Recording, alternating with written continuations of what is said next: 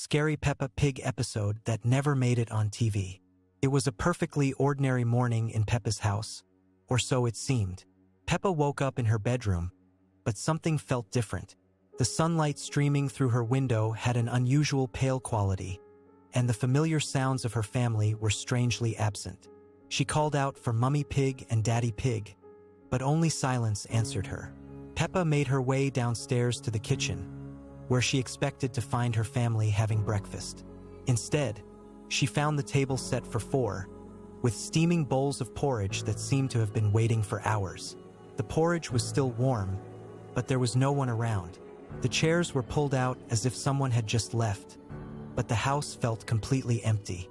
George appeared in the doorway, but he looked different. His usual cheerful expression was replaced by a blank stare, and when he spoke, his voice sounded hollow and distant. He told Peppa that Mummy and Daddy had gone to a special place, and that they would be joining them soon. When Peppa asked where this special place was, George simply smiled a smile that didn't reach his eyes. The telephone rang, breaking the eerie silence. Peppa answered it, hoping to hear a familiar voice, but instead heard only static mixed with what sounded like whispers. The whispers seemed to be calling her name, but they came from voices she didn't recognize.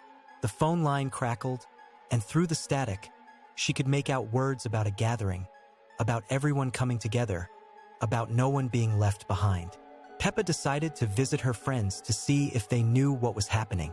She walked to Susie Sheep's house, but when she knocked on the door, it creaked open by itself.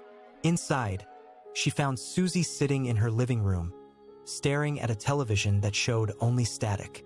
Susie turned to look at Peppa, and her eyes seemed to reflect the static from the screen.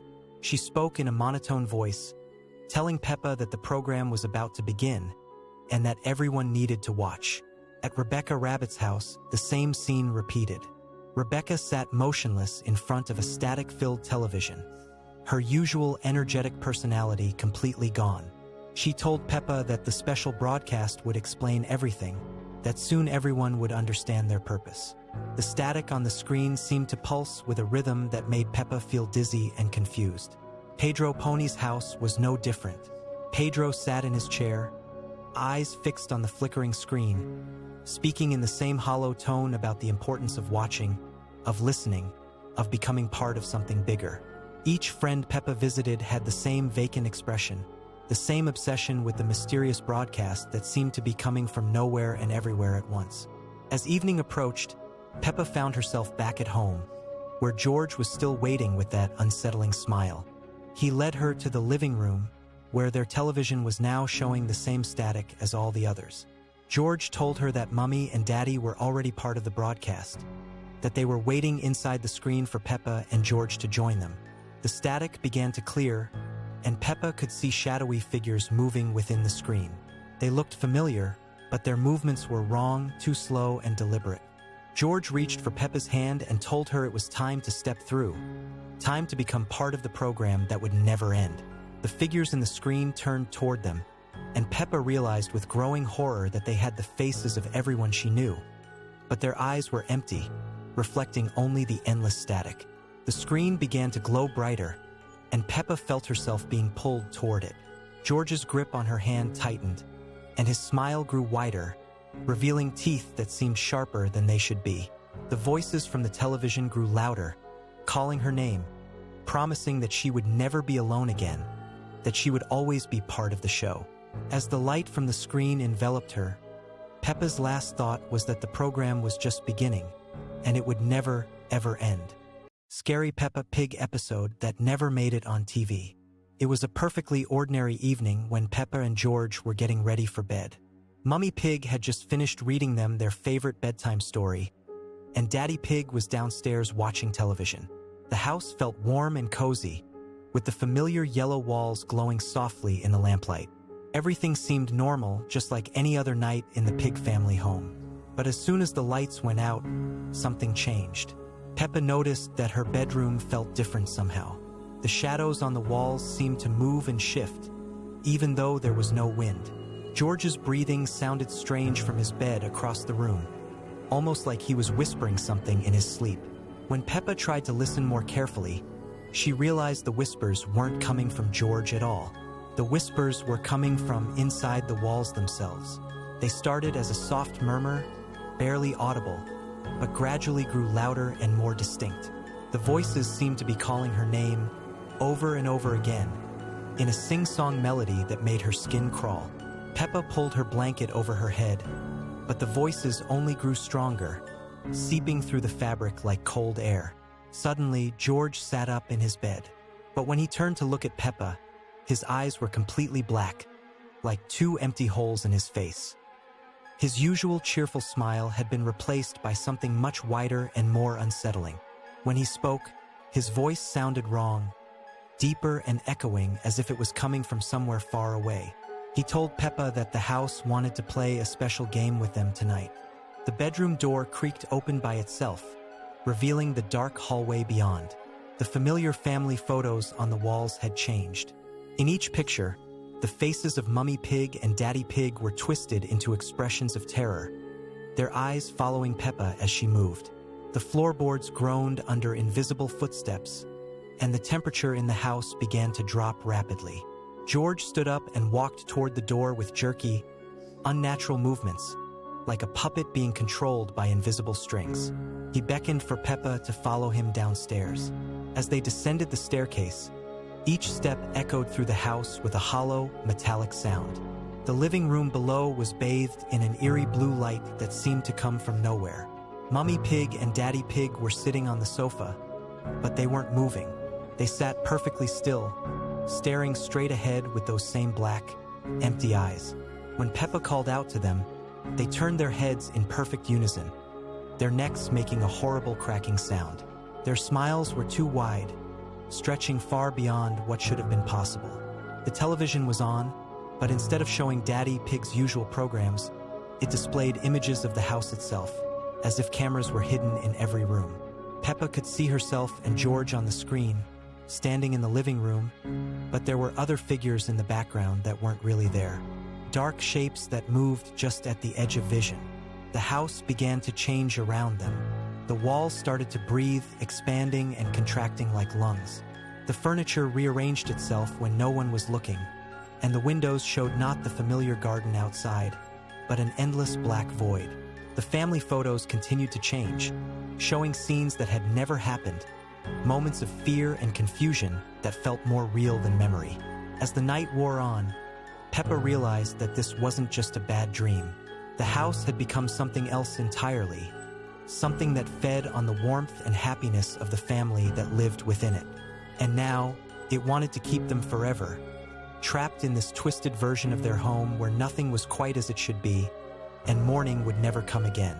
Scary Peppa Pig episode that never made it on TV. The school bell rang as usual that Tuesday morning, but something felt different when Peppa arrived at the playgroup. The building looked exactly the same from the outside, with its bright yellow walls and cheerful red roof. But there was an unusual silence hanging in the air. Even the birds seemed to have stopped singing. Peppa walked through the familiar blue doors and into the classroom where Madame Gazelle usually greeted everyone with her warm smile. But today, Madame Gazelle was standing perfectly still at the front of the class, facing the blackboard. Her back was turned to the children, and she hadn't moved or spoken since Peppa entered. One by one, Peppa's friends began to arrive. Susie Sheep bounced in as energetic as ever, followed by Pedro Pony, Rebecca Rabbit, and all the others. But as each child took their seat, they too became perfectly still and quiet. They sat with their hands folded neatly on their desks, staring straight ahead with expressions that seemed somehow empty. Peppa tried to talk to Susie, her best friend, but Susie didn't respond. She just continued staring forward with a blank smile that never changed. When Peppa waved her hand in front of Susie's face, there was no reaction at all. It was as if Susie couldn't see or hear her anymore. The classroom felt colder than usual, and Peppa noticed that the colorful drawings that normally decorated the walls had changed. The happy pictures of families and sunny days had been replaced by strange, dark sketches that seemed to move slightly when she wasn't looking directly at them. The alphabet letters above the blackboard appeared to be rearranging themselves into words she couldn't quite read. Madame Gazelle finally turned around, but her usual kind expression had been replaced by something mechanical and distant. Her eyes seemed to look right through Peppa as if she wasn't there at all. When she spoke, her voice sounded like it was coming from very far away, echoing strangely in the small classroom. She began the day's lesson, but instead of teaching about numbers or letters, she started talking about a special game that all the children would play. It was a game about staying perfectly still and quiet forever, about never moving or speaking again. The other children nodded in unison, their movements synchronized like clockwork dolls. Peppa felt a chill run down her spine as she realized she was the only one who seemed to remember how things used to be. She tried to stand up and leave, but found that her chair seemed to be holding her in place. The more she struggled, the heavier her body felt, as if invisible weights were being attached to her arms and legs. The windows of the classroom began to darken, even though it was still morning outside. The cheerful yellow walls started to fade to a sickly gray color, and the temperature continued to drop. Peppa could see her breath forming small clouds in the increasingly cold air.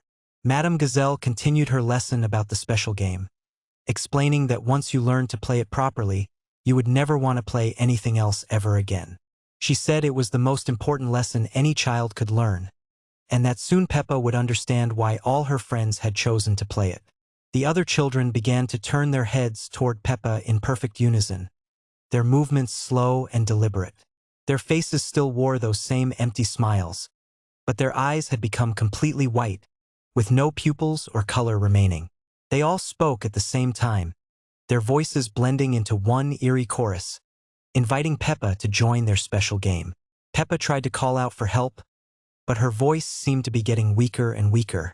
The classroom felt like it was getting bigger and bigger, with the walls stretching away from her until her friends looked like tiny figures in the distance. Yet somehow, their white eyes remained clearly visible, always watching her. The clock on the wall had stopped ticking, its hands frozen at exactly 12 o'clock. But Peppa couldn't tell if it was noon or midnight anymore, because the darkness outside the windows had become complete. There were no streetlights, no cars, no signs of life anywhere beyond the classroom walls. Madame Gazelle approached Peppa's desk with that same mechanical smile, carrying a piece of chalk that seemed to glow with an unnatural light. She began writing something on Peppa's desk, symbols and letters that hurt to look at directly. As she wrote, Peppa felt her own thoughts becoming quieter and more distant. The special game was beginning to make sense now. It was about letting go of everything that made you who you were, about becoming part of something larger and more peaceful.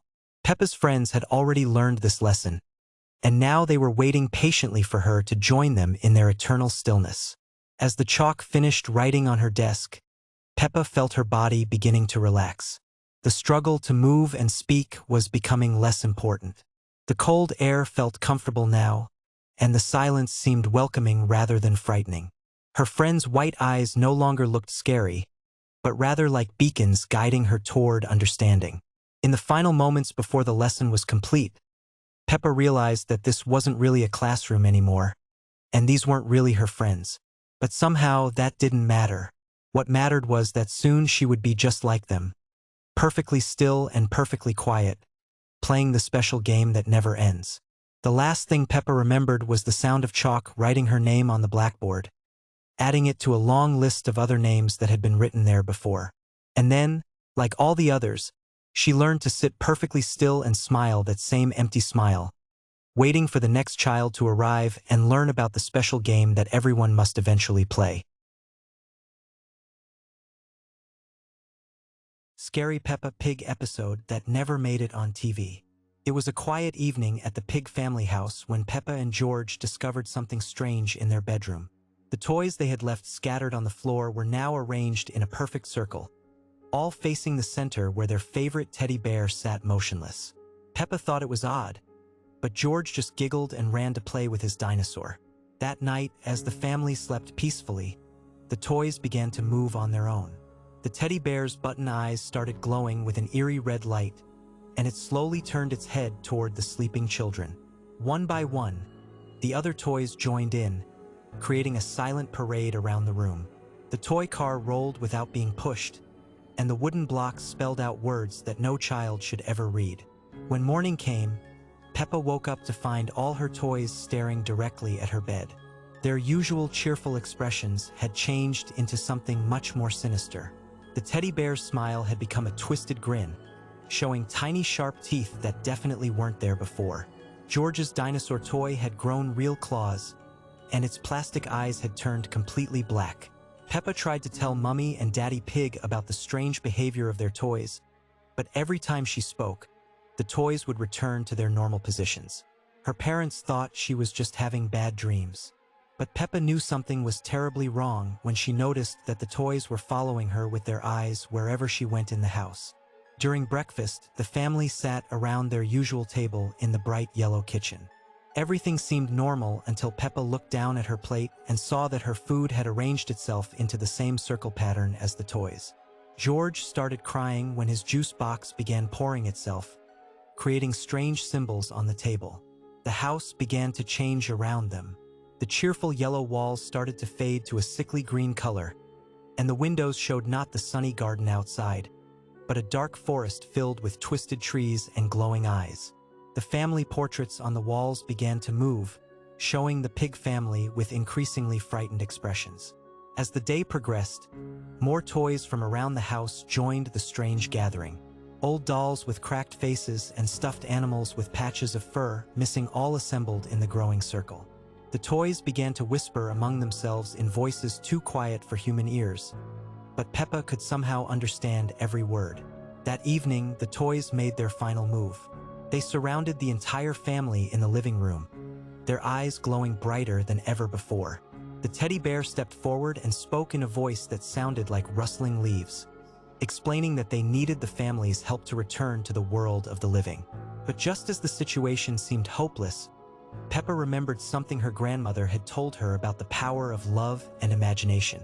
She closed her eyes tightly and began to think of all the happy times she had shared with her toys, all the adventures they had been on together.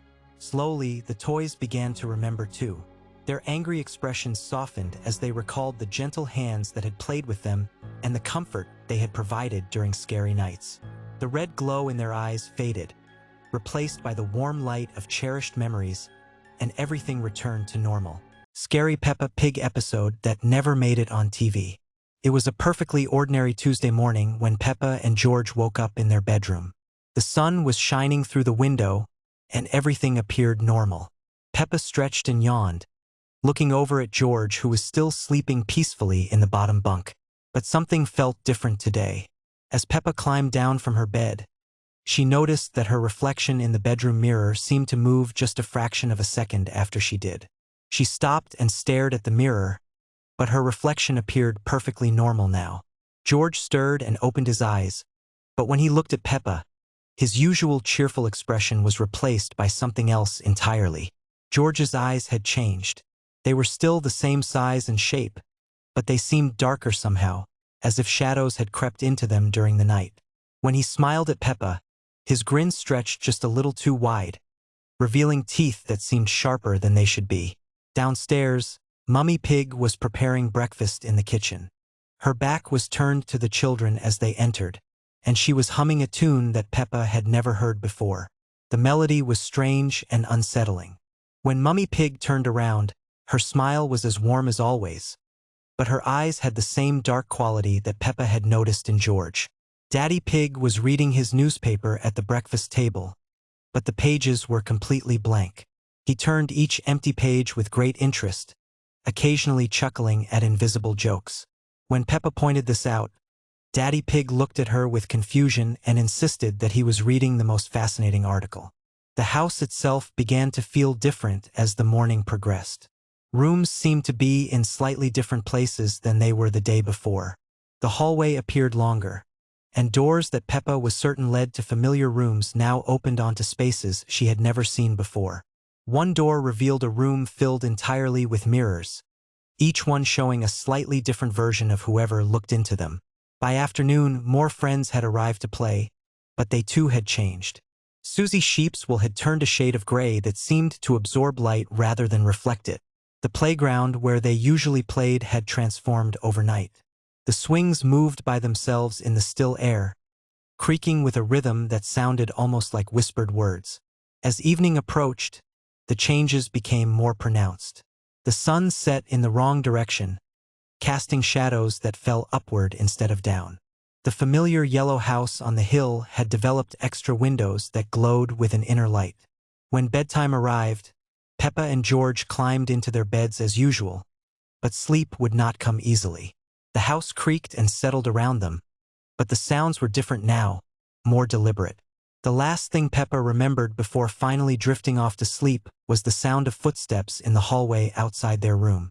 These weren't the familiar footsteps of Mummy or Daddy Pig. These steps were lighter, more numerous, as if many small feet were walking back and forth throughout the night.